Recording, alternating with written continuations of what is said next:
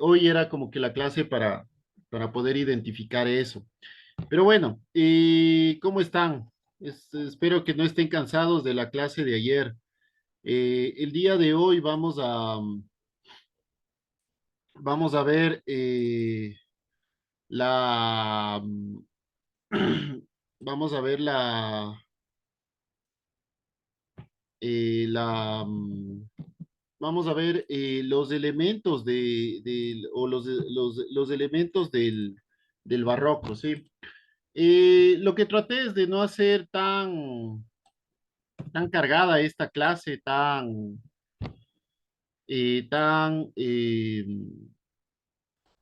tan fuerte como para que podamos conversar, podamos ir viendo todo lo que es referente a lo que les estaba contando, ¿no? Pero bueno, espero no aturdirlos tanto. Eh, ok, si me dan solo un segundito. No sé si les pueden preguntar a sus amigos quién más va a entrar, por favor.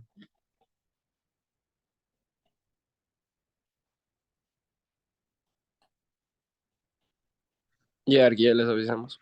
Sí, por favor, ayúdenme con eso, sería bueno, porque,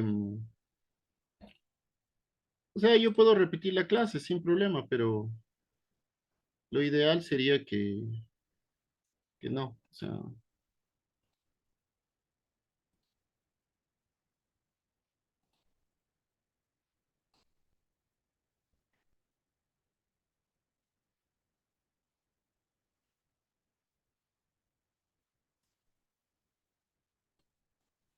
Tome lista y ya suman toditos. mandé, sí, no, pero no quisiera hacer eso, la verdad. No me parece que es lo que se debe hacer. Yo digo que mande algo aquí al grupo y que vaya a tomar listas supuestamente y ahí se unen toditos, ¿verdad? Sí, o pongan ustedes, está Díganles, tomando lista o algo así. díganles que los que no se unen tienen perdido el Ya se puesto. pusieron que va a poner cero, dice.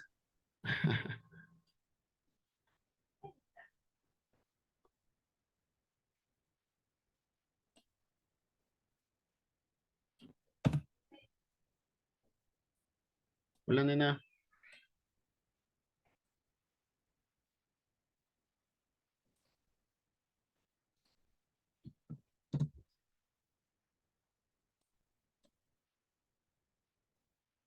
Hola, nena.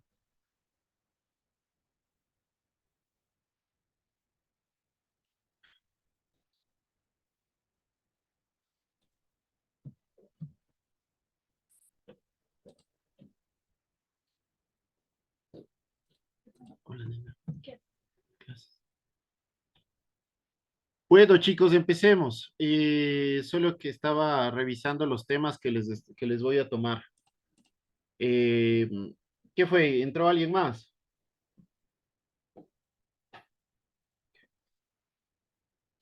Es que estoy medio...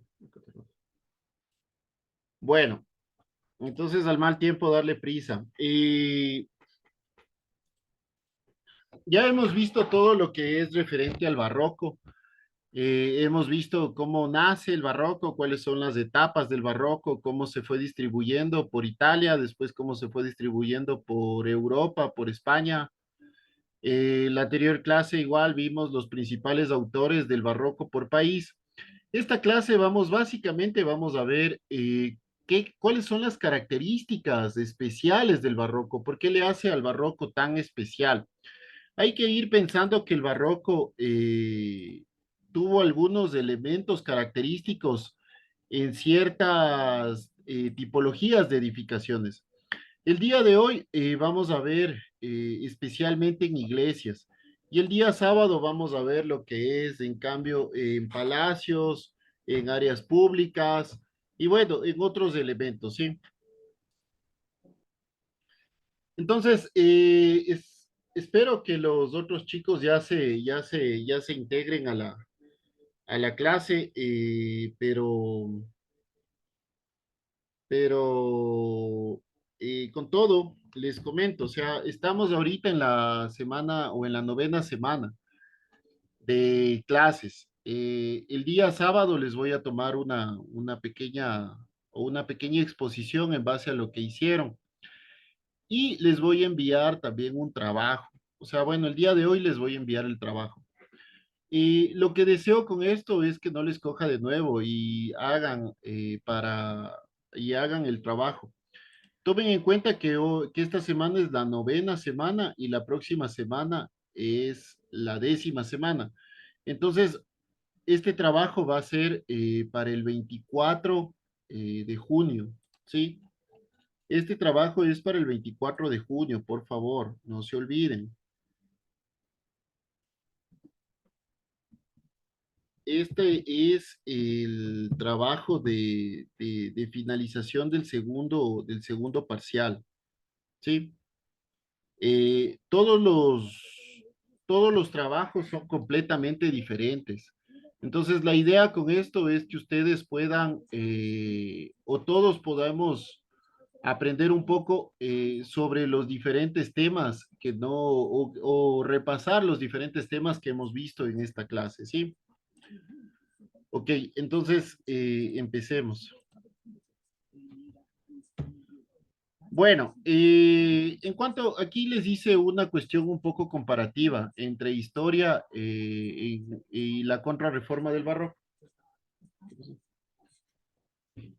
Sí, entonces, en cuanto a historia, el sentido, la contrarreforma del barroco. En cuanto al sentido, es la obediencia ejercida hacia la humanidad cristiana por la Iglesia Católica, conjugando el sentir común de toda la sociedad en su tiempo. Hay que entender que en cuanto a sentido, la contrarreforma lo que trató de hacer es retener a la humanidad, retener a los cristianos para la Iglesia Católica. Sobre todo utilizó elementos muy simbólicos, como son el uso de estas estampitas o el uso de crucifijos.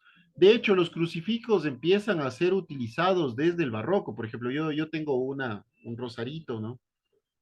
Y es utilizado desde el barroco. ¿Por qué son importantes estos elementos? Porque cuando nosotros empezamos a ver estos elementos, empezamos a entender cuál es la significancia de estos elementos. La significancia real de estos elementos es justo lo que les acabo de decir, es el de mantener adeptos, el de mantener a las personas fieles hacia la religión católica. En cuanto a gustos, la contrarreforma usa imágenes celestiales contra la iconoclasia, es decir, vírgenes, santos, amorcillos, lo que les acabo de decir, por ejemplo, estos tipos de crucifijos, ¿no? Que muchos de ustedes seguramente tienen, pulseritas, las típicas pulseritas que también utilizamos los católicos.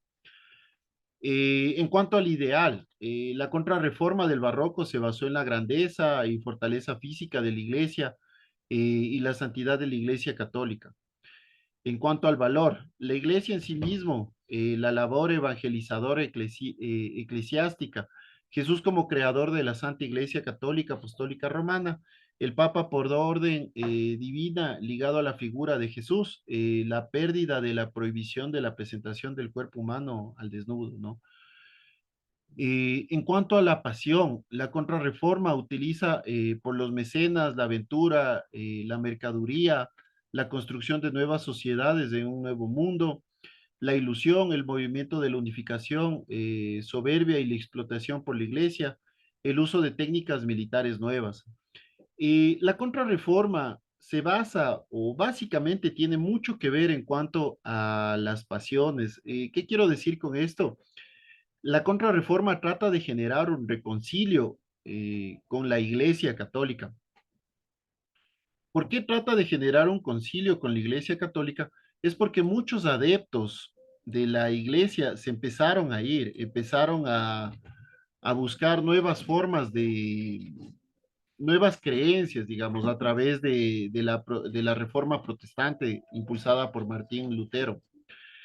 En cuanto a sentimientos, la contrarreforma empieza a generar fe, expresiones imaginativas, y explotación mucho de los sentimientos. Recordemos así que el barroco o la arquitectura barroca tiene mucho de esto, mucho de dramatismo, mucho de teatralidad. La idea con el barroco es sencillamente atraer o mantener a los fieles. La iglesia barroca eh, intenta mucho de generar muchos sentimientos encontrados a los fieles, sobre todo en el uso de imágenes, por ejemplo, o en el uso de monumentos. Es así, por ejemplo, nosotros entramos a muchas iglesias barrocas y en el retablo generalmente está el Jesús crucificado, ¿no? Crucificado, y eso tiene mucho simbolismo, mucha significancia. ¿Por qué Jesús está crucificado? Porque murió por nosotros, por nuestros pecados. Entonces, las personas se conmueven mucho por eso. Y eso lo conoce la iglesia, eso lo sabe la iglesia. Entonces, lo que trata de hacer la iglesia es justamente mantenernos eh, en el catolicismo, o lo que trataba de hacer la contrarreforma es justo mantenernos en el catolicismo. Lo que trataba es muchas veces generarnos estos sentimientos de angustia, de drama, para que nosotros estemos ligados o vinculados hacia la iglesia. ¿Cómo lo lograron con esto? Es en base al barroco, en base a los elementos del barroco, en base a la arquitectura barroca, ¿sí? Perdón. Bueno,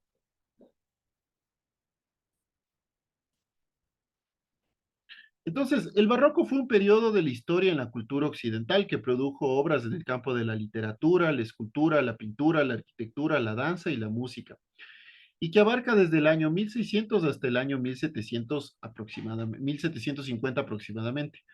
La palabra barroco fue inventada por críticos posteriores y deviene de la palabra portuguesa barroco, que en español sería barrueco o berrueco, que significa perla de forma irregular o joya falsa.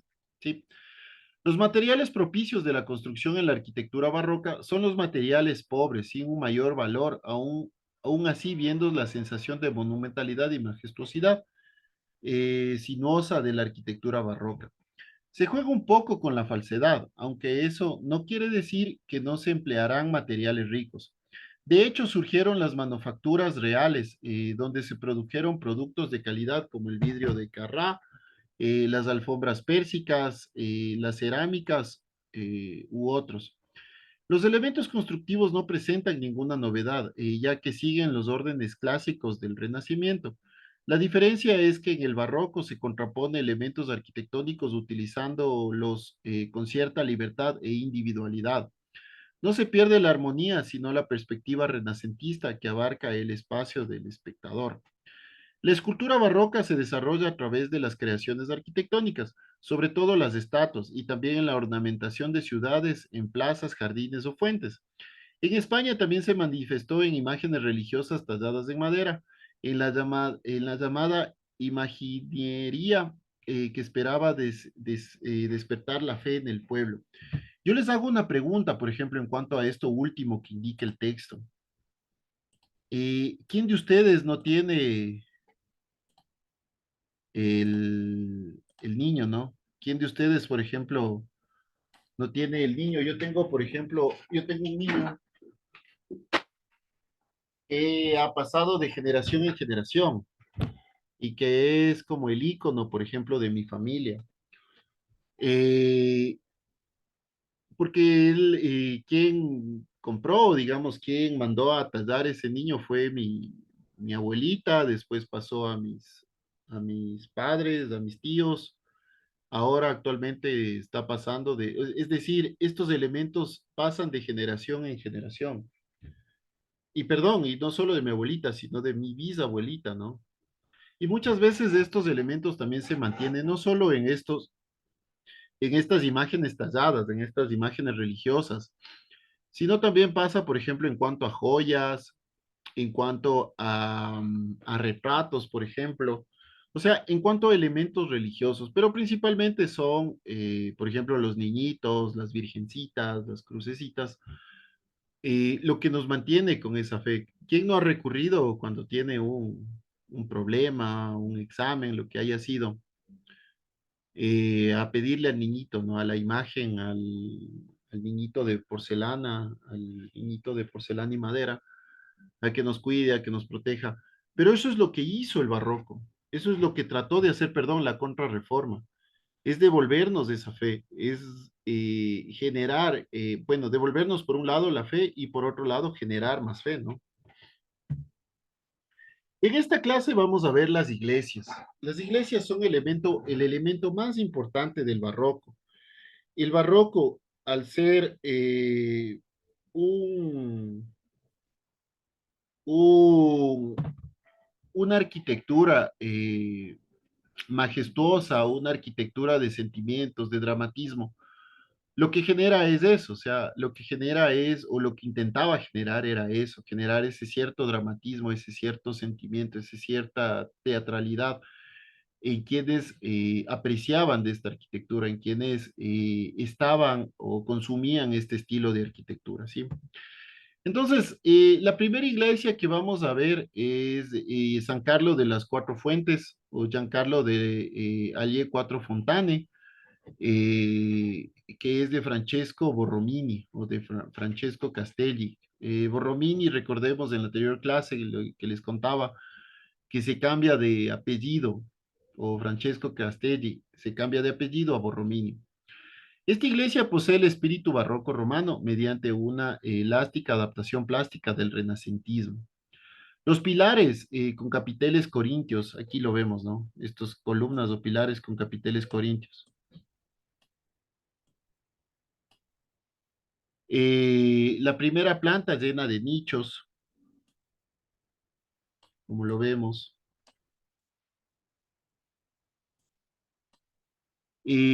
Recuerda la base clásica de la arquitectura. La segunda planta repite capiteles, pero los adornos se multiplican y lo coronan con un escudo de armas aquí, ¿no? Ambos pisos parecen formar un antiguo escenario teatral griego o romano. Los remates son siempre escudos de armas o de la orden a la que pertenece la iglesia. Este es el remate. Sí.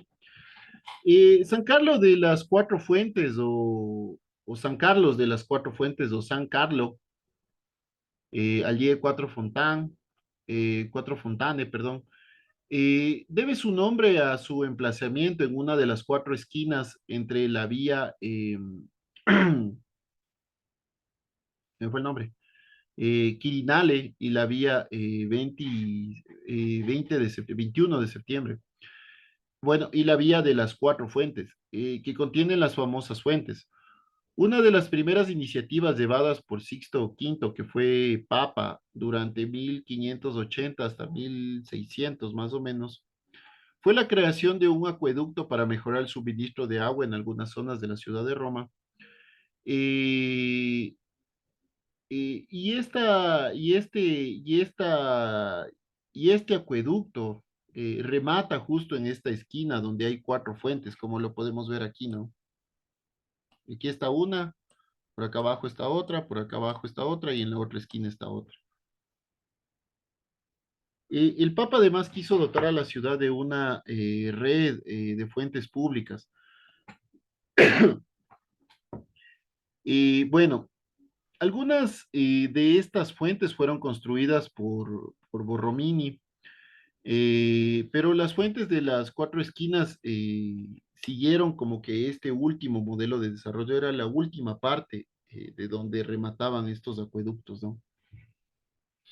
Entonces, aquí vamos a ver algunos de los elementos de la iglesia de las cuatro fuentes de Francesco Borromini. Esta es la fachada. Entonces, en el piso superior tenemos el entablamento interrumpido por el medallón, ¿no? Esto es el entablamento, este es el medallón y es un entablamento interrumpido. Tenemos también una central cóncavo, esto es cóncavo y esto es convexo. eh, con aditamentos convexos, ¿no? Tenemos también laterales cóncavos Y también tenemos un chaflán o una achafanada que rompe la simetría de la iglesia. De hecho, esta iglesia tiene dos fachadas. Tiene una frontal, donde tenemos el ingreso bien jerarquizado, y tiene una lateral, que también entiendo que tiene un ingreso. En el piso inferior tenemos, es un central igual, perdón, es un central convexo, es decir, un saliente, y los laterales, como arriba, tenemos cóncavos. Y una superficie ondulada, ¿no? Bueno, en la parte inferior también sobresalen del plano de la pared de la calle, ¿no? O sea, sobresale todo esto, sobresale del plano de la pared de la calle. Y el entablamento grueso inferior fomenta la horizontalidad. Esto hace aparentar que existe una mayor horizontalidad. También tiene el orden Miguel Angelesino, que son columnas pequeñas y gigantes, ¿no? Estas columnas son pequeñas y tenemos columnas gigantes. Tenemos también espacios reducidos, la multiplicación de aristas, perfiles resaltados, que es los efectos de claros y oscuros, todas estas aristas. Y el entablamento superior marca verticalidad, ¿sí? Son cuestiones visuales.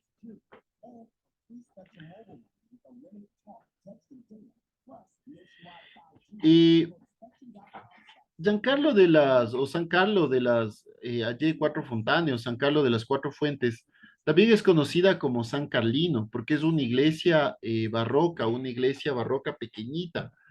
Y este diminutivo se debe a que, eh, en ese tiempo era una de las iglesias más pequeñas en cuanto a tamaño, y se le empezó a llamar como San Carlino, ¿no?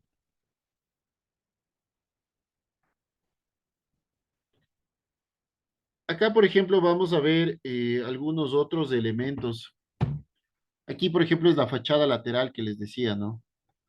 Bueno, aquí vemos, por ejemplo, la superficie ondulada, los espacios reducidos, que son espacios pequeñitos,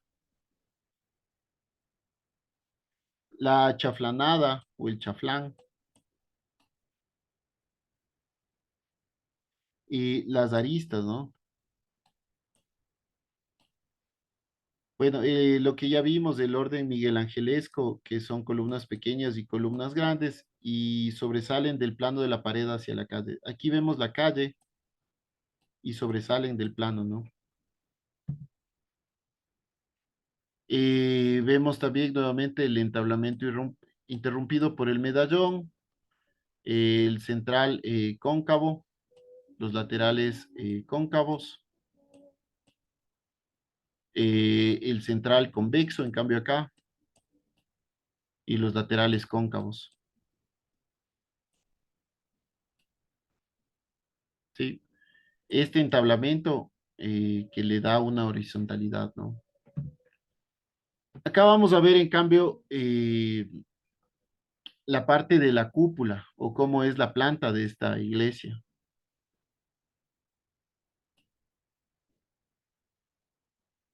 Por ejemplo, aquí tenemos dentro del, este es el trazado mixtilíneo, ¿no? Que tiene una cúpula, que son dos triángulos equiláteros, el uno invertido en la base, que es aquí, ¿no?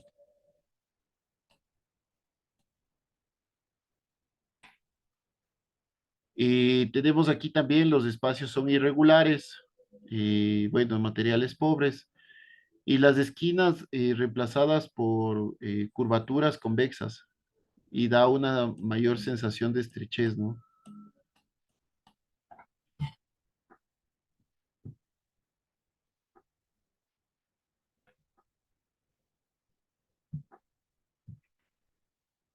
Bueno, una de las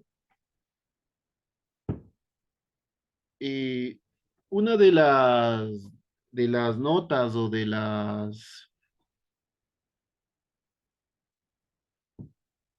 una de las,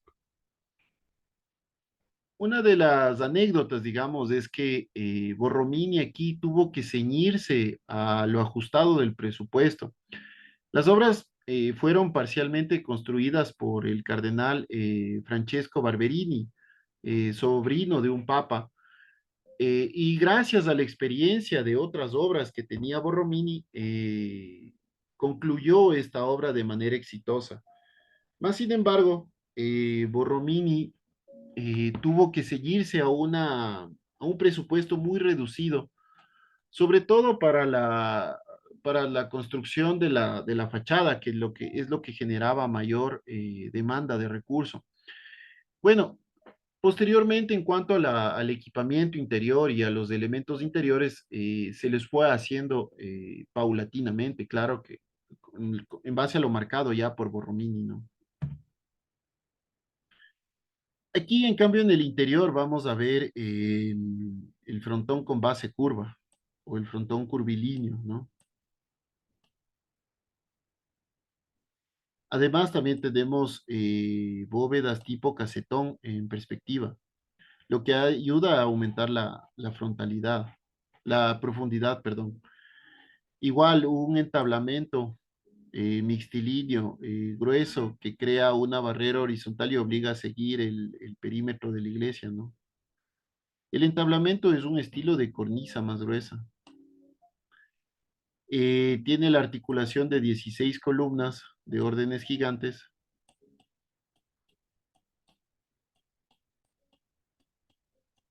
Acá vamos a ver las 16 columnas. Acá.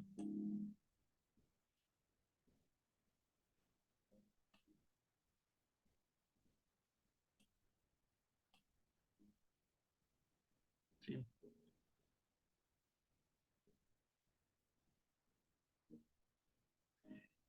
Y bueno, el suelo de la iglesia o el piso de la iglesia fue restaurado ya. Este no es el original. Eh, Adicionalmente a esto, esta iglesia era muy nombrada en su época, pero posteriormente fue perdiendo popularidad entre los visitantes. Muchas veces, o yo he escuchado, ¿no? Por ejemplo, yo he leído algunas encíclicas, algunas cosas, y se habla mucho de esta iglesia de San Carlino. Bueno, tenemos ventanas semicirculares que aparentemente flotan, ¿no? En la cúpula. Tenemos un cuerpo intermedio de arcos de medio punto y pechinas, por ejemplo. Perdón. Aquí arcos de medio punto y estas pechinas que sostienen a la cúpula. Eh, Tenemos una techumbre o tumbado con formas curvas y casetones hexagonales y octogonales y cruces.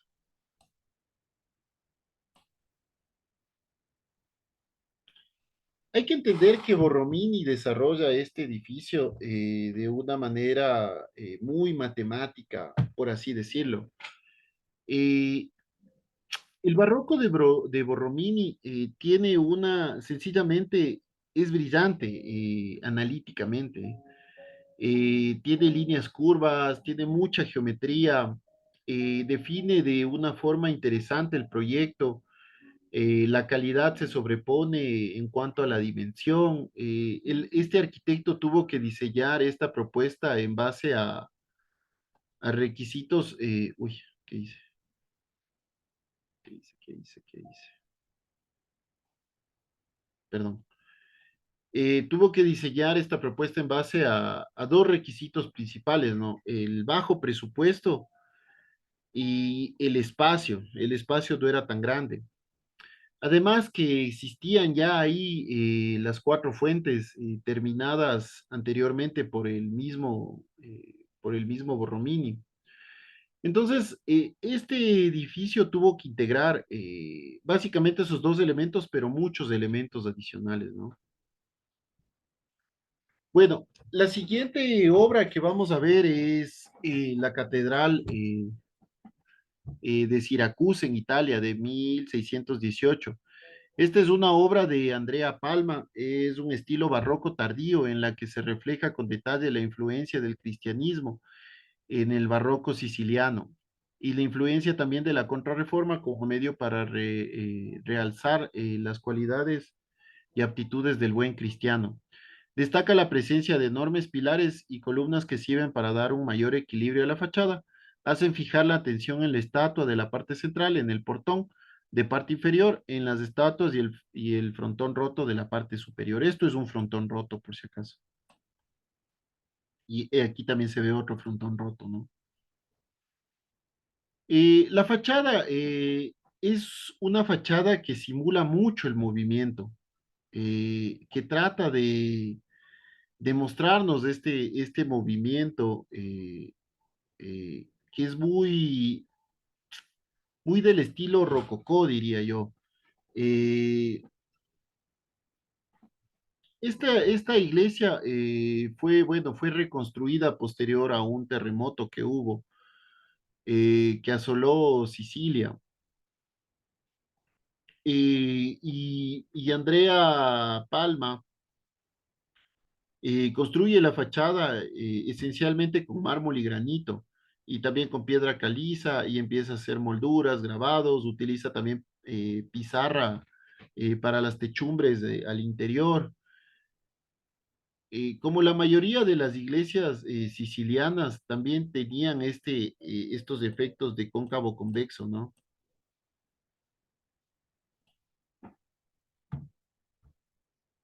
Bueno, entonces aquí vamos a ver, estos son los frontones rotos, ¿no?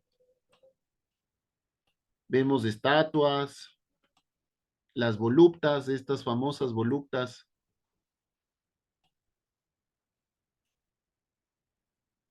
que son muy del manierismo, los entablamentos curvados, los capiteles, los fustes lisos, las bases. Estos capiteles me parece que son de orden corintio. Los dinteles curvos, las escalinatas, es muy típico también esto del barroco. Las molduras, bueno, los frontones rotos que les decía, las cornisas en volado, ¿sí? Estos capiteles son corintios, me parece que son corintios, y sobresalen sobre o de la fachada, y encuadran la estatua central de la catedral, el conjunto dotado a la fachada, y le dan una mayor complejidad, ¿no? Las columnas sostienen los entablamentos y estos estilos de cornisas voladas. Y a su vez forman un elemento o forman una parte del frontón, ¿sí? Aquí se ve el frontón, este frontón discontinuo o frontón roto. Forman parte del frontón y sus molduras generan un estilo de decoración, un relieve. Aquí vamos a ver al interior. Eh, Esta es la famosa Gloria, el trono sosteniendo por doctores de la iglesia. Y aquí se ve básicamente la fusión de arquitectura, luz, pintura y escultura, ¿no? Lo que genera la teatralidad.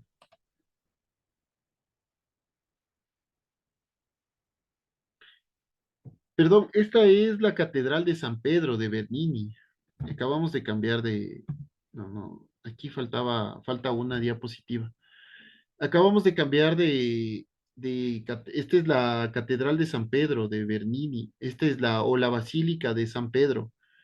Eh, que es un templo católico situado en la Ciudad del Vaticano. La basílica cuenta con un mayor espacio interior o la iglesia cristiana de mayor espacio interior en el mundo. Tiene una superficie de más o menos 2,5 hectáreas y tiene una cúpula que domina el horizonte en Roma, ¿no? Es considerado el centro del, del religio o de la religión católica.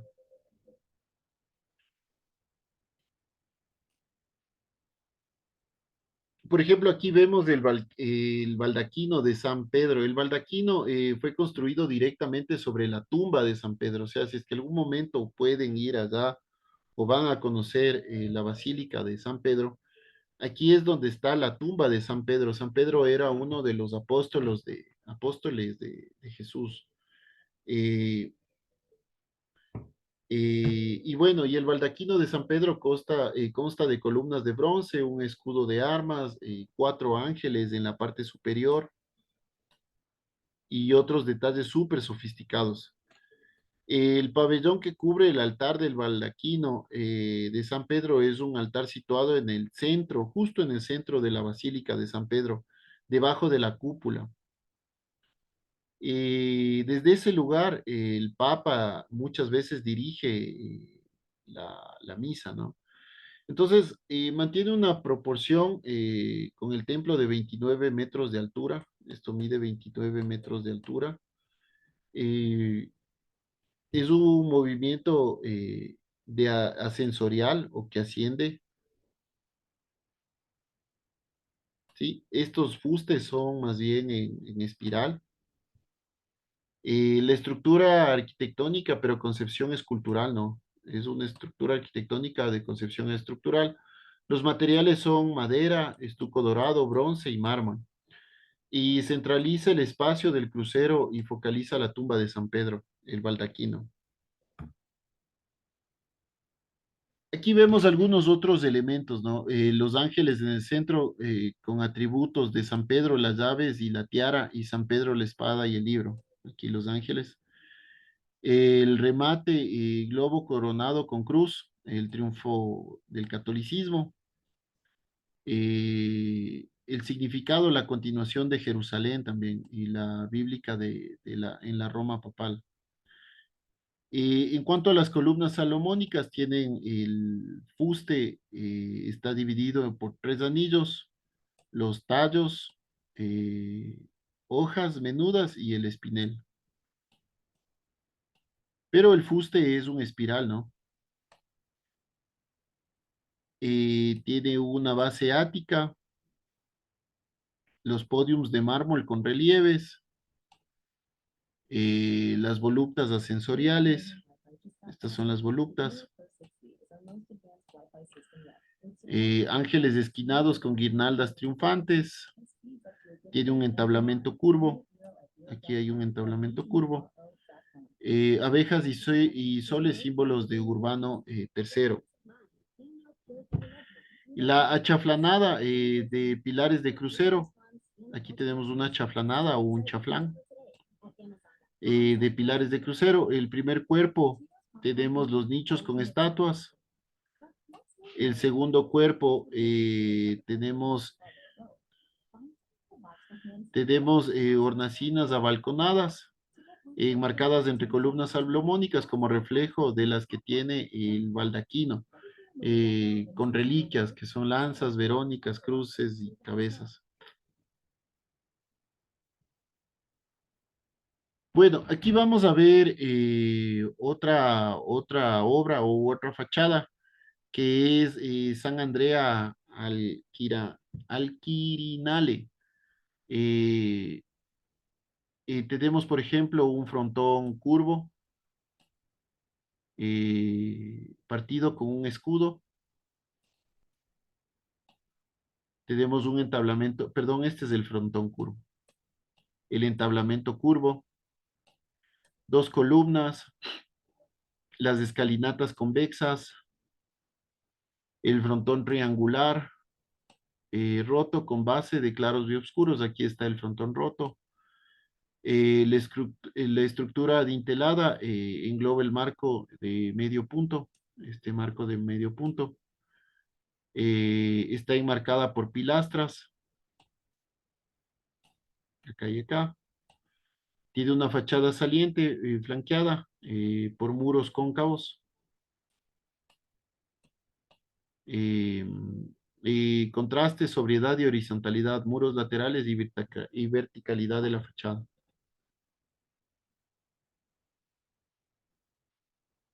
Tenemos aquí, por ejemplo, putti o un angelito con guirnaldas triunfantes. eh, Tenemos el ritmo serpenteante, por ejemplo, donde cuelgan los angelitos. Tenemos pescadores con atributos de oficio, conchas, redes, articulaciones con cúpulas ovalada en gajos. Hay una profusión en cuanto a la decoración. Estatuas se integran con la estructura y un atesonado hexagonal, ¿no? Que era símbolo de Urbano III.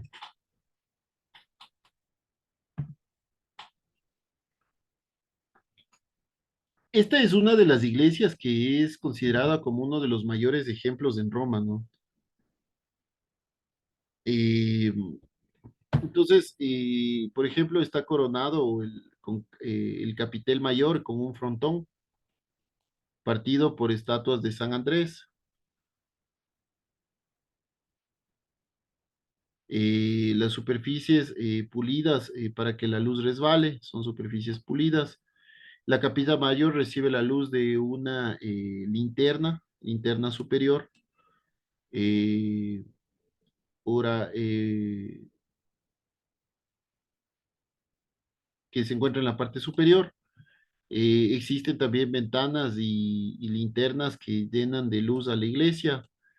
Cuatro capillas, cada lado, cada una al lado de la capilla mayor. Ya lo vamos a ver. Tiene una ornamentación, espacio, con pilastras corintias, acanaladas y ondulación en los muros, ¿no? Aquí vamos a ver la planta.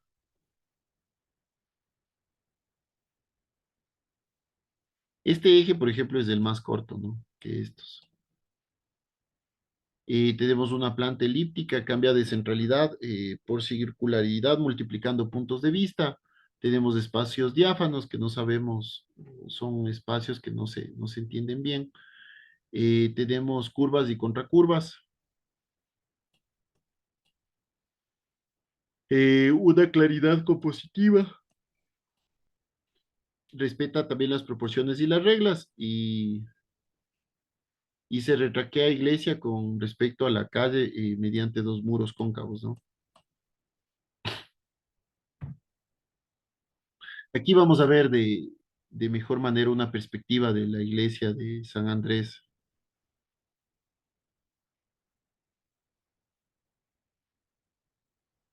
Sí.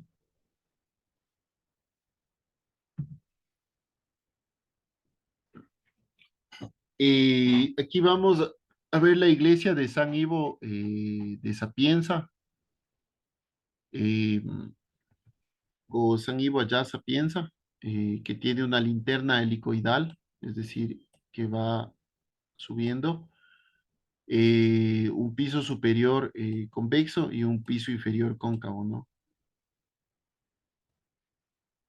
Esta fue hecha por Francesco Borromini. Aquí tenemos la planta, por ejemplo, de esta iglesia, que es una cruz de 6 estrellas o de 6 puntas, perdón, una estrella de 6 puntas. Entonces, en el cruce se crea un hexágono principal. Está generada por dos triángulos equiláteros. El resultado entre las 6 puntas se redondea y tiene cuatro pilastras, perdón, tiene 6 pilastras entre los encuentros, ¿no? Esta es una simbología de Borromini que refleja la planta vixtilínea que está relacionado con la religión y es súper interesante para aclarar ciertos componentes de esta obra. Pero el mayor elemento inspirador fue la intuición del espacio como un elemento que reacciona ante o que no crea un sentimiento negativo, ¿no? Aquí la vamos a ver de mejor manera. Este es el alzado mixtilíneo, ¿no? Es decir, aquí venía, esta es, son las dos cruces, ¿sí?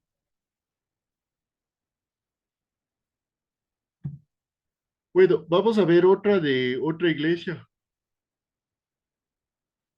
perdón, que es la iglesia de Van Grace en París, de Val de Grace en París. Esta es construida por Francois Massart, o Massart, el mismo que hizo el Palacio de Versalles. Eh, Su fundadora, la reina española Ana María Mauricia de Austria, y Austria, Estiria, fue criada según los principios estrictos de la Contrarreforma. El barroco en Francia no logró arraigarse, sin embargo, existen algunas obras como esta donde la influencia veneciana es obvia. El poder de la Iglesia Católica debía mantenerse como un baluarte romano, pero en Francia la política no estaba de acuerdo con el poder del Vaticano y la Iglesia era reclamada por Francia.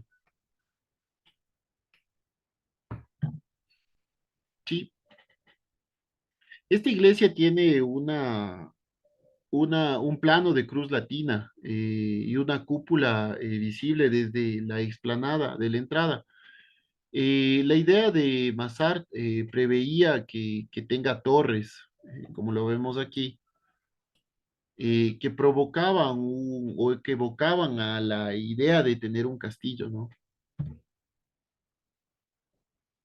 Aquí tenemos otra iglesia de San Paul y San Luis de París, construida por los arquitectos Etienne Martelliang y Francois Derant, bajo las órdenes de Luis XIII de Francia. Los detalles clásicos del barroco pueden apreciarse de inmediato, aunque en la fachada existe también detalles románicos y renacentistas. Francia no albergó el barroco, por ello habrá que nacer un arte distinto, enfrentando lo que se llama el clasicismo, ¿no? Aquí tenemos otra iglesia que es el Palacio el Palacio Carignano de Turín, que es una de las residencias de la Casa Real de Saboya y fue diseñado por el arquitecto italiano Guarino Guarini. La fachada presenta la novedad de usar excesivamente ladrillo como material de construcción. El juego de lo cóncavo y lo convexo, típico en el barroco clásico europeo, se muestra claramente. Las líneas de luz y sombra determinadas por los marcos alabeados con las ventanas dan movilidad a la fachada. Se remata la fachada con líneas curvas que anticipan el poder del estilo veneciano sobre el barroco. Nótese que el triángulo aún está acabado por el estilo clásico barroco, así como así lo contemplan, ¿no? Este.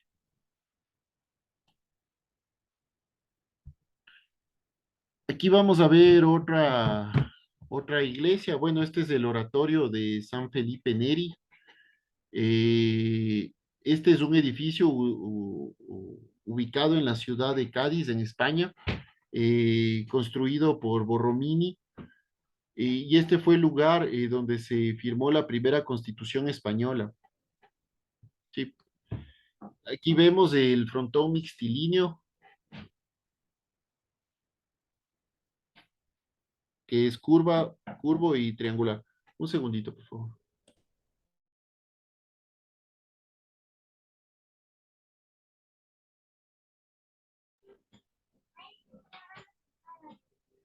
¿Aló? ¿Me escuchan, chicos? Aquí vemos las estructuras recias que no sostienen nada, por ejemplo. Cuando terminas juegas conmigo. Esta es mi muñeca. Wow, está hermosa. Ahí va. Bueno. Tenemos las pilastras de lado con distintos efectos de luz. Tenemos la división de 5,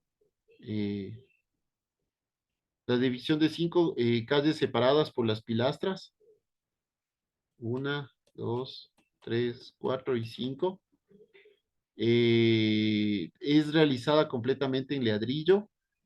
En el primer piso tenemos el central convexo y los laterales cóncavos, ¿no? Además, en el segundo piso tenemos el central con un profundo nicho y las 5 calles cóncavas, ¿no?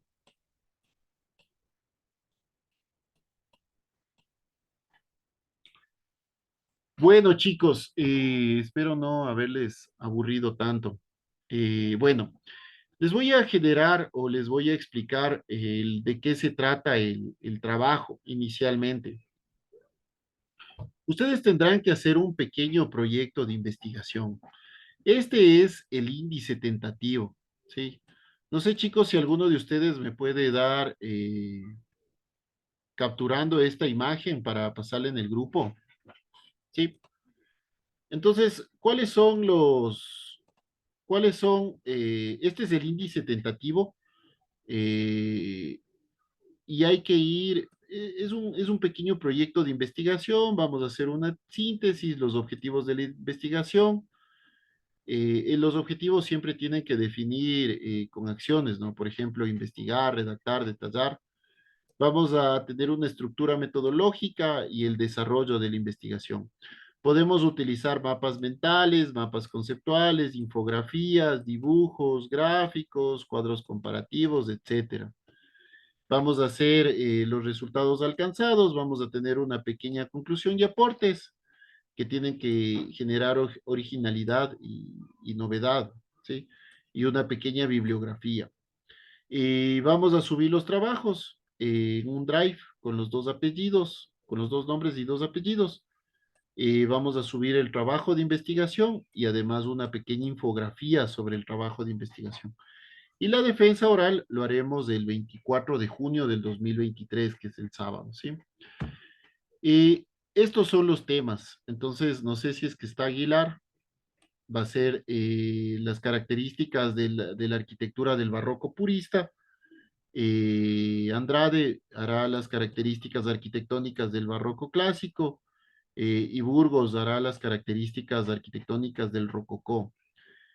Casanova va a ser la arquitectura italiana, Cedeño la arquitectura barroca francesa, Escobar la arquitectura barroca inglesa, Huertas la arquitectura barroca de Países Bajos, Lucero la arquitectura barroca de Europa Central, Salazar la arquitectura barroca alemán, Sanango la arquitectura barroca española, Sánchez las diferencias entre renacentismo y barroco, Sánchez Silva las características de la arquitectura barroca católica, las iglesias, catedrales, etcétera.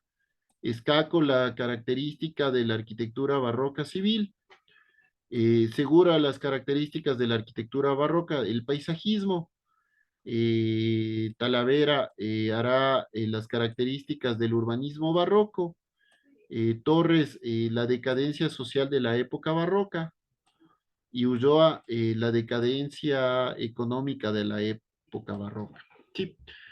Esos serán los temas, chicos. Les voy adelantando, todavía tenemos como 15 días como para poder hacerlo. Entonces, para que ya lo vayan pensando, ¿sí? Yo ya les subo el formato de la investigación, ya tienen los temas. Entonces, para que por favor vayamos empezando. Recuerden que esto se presentará en defensa oral el día 24 de junio del 2023. Tenemos que abarcar con las 15 o 16 personas que somos, ¿sí? Eso es, chicos, sin nada más que decirles, les mando un abrazo. No sé si es que alguno de ustedes tiene alguna pregunta o inquietud sobre lo que acabo de indicar.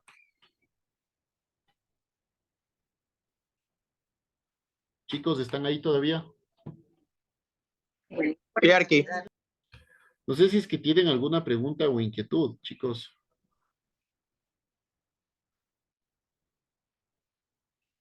Chicos, No, Arqui. bueno, chicos, espero que, bueno, las preguntas generalmente nacen cuando ya uno va haciendo las cosas.